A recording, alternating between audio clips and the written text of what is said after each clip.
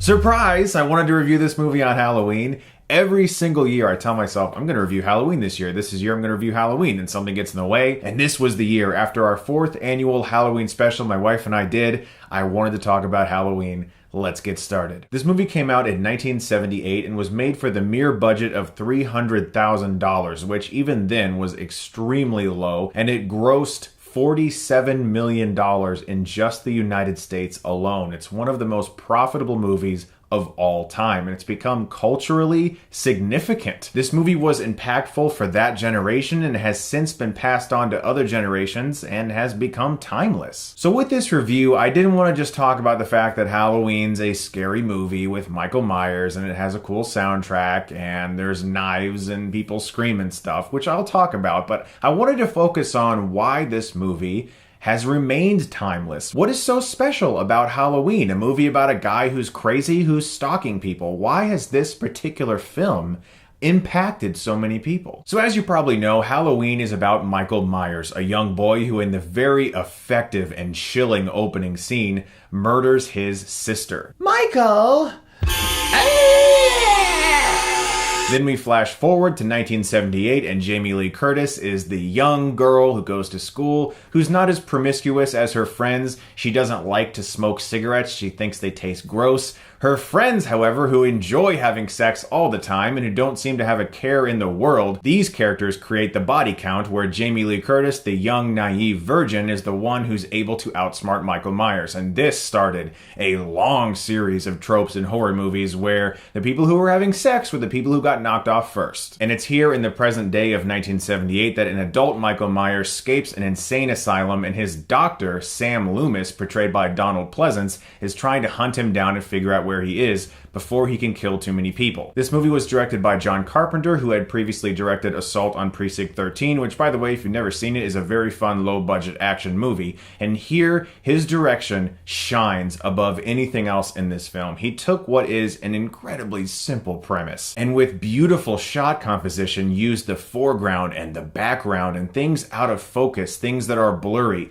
suggestions, hints of things, and a surprising lack of violence to take this film in a far better direction than perhaps it was on paper, because the dialogue in this film isn't anything to write home about. And of course, the iconic music composed and performed by Carpenter himself, despite the fact that he stated he can't write a note. It's kind of amazing how this film has become a classic, because so much of it was sort of left to chance. So much of it kind of seemed up in the air. The mask they bought for Michael Myers was for like $1 or something, a William Shatner mask that they spray painted white and cut out the eyes, and that since has become burned into the minds of many children's and adults' nightmares. But what is it exactly about Halloween that has made it so culturally impactful, that has made it so timeless? For me personally, I feel that beyond the nostalgia, beyond the fact that it's connected to a holiday, I feel that because at its core, this film examines evil and how evil can infect somebody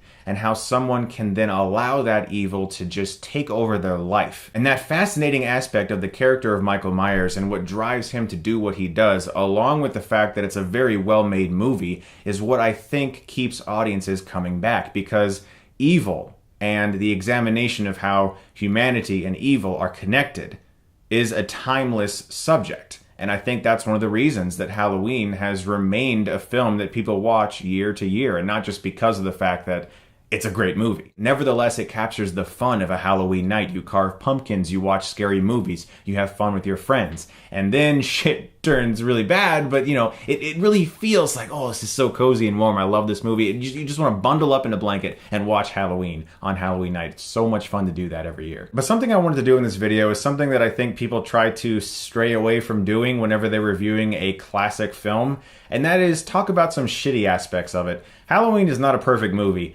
It's got really terrible acting. I mean, the acting sometimes. Whew. Having fun? Never mind, I'm sure you are. Easily the best actor in this movie is Donald Pleasence. His performance is really good. His speech about evil and how he saw it in Michael Myers' eyes, one of the best scenes in the movie. I spent 8 years trying to reach him, and then another 7 trying to keep him locked up, because I realized that what was living behind that boy's eyes was purely and simply evil. And Jamie Lee Curtis is mostly fine. She gets a little over the top and a little whiny in the screaming scenes later. In fact, apparently Jamie Lee Curtis was horrified by her performance in this movie until John Carpenter told her she did a good job. But it's her friends, in particular the character of Annie. Lindsay, I hate this dog. There's also some very poor sound design at times. When Annie is being strangled, they reuse the exact same sound effect a few times.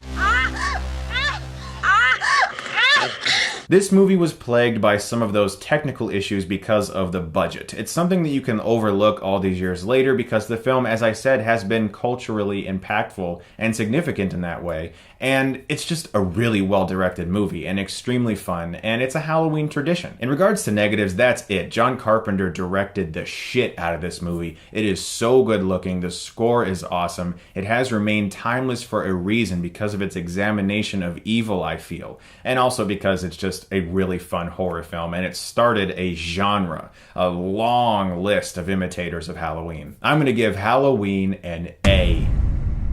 Guys, thank you so much as always for watching this review. I've wanted to talk about Halloween on my channel for a long time. I hope you guys checked out our 4th annual Halloween special this year. My wife and I worked really hard on that. We're really proud of that, and I hope you check that out. There's going to be a link for that in just a second here, guys. Please do check that out. We had a ton of fun making it, talking about a lot of really cool horror films and doing a short film interwoven throughout those reviews. Guys, thank you so much once again as always, and if you like this, you can click right here and get Stuckmanized.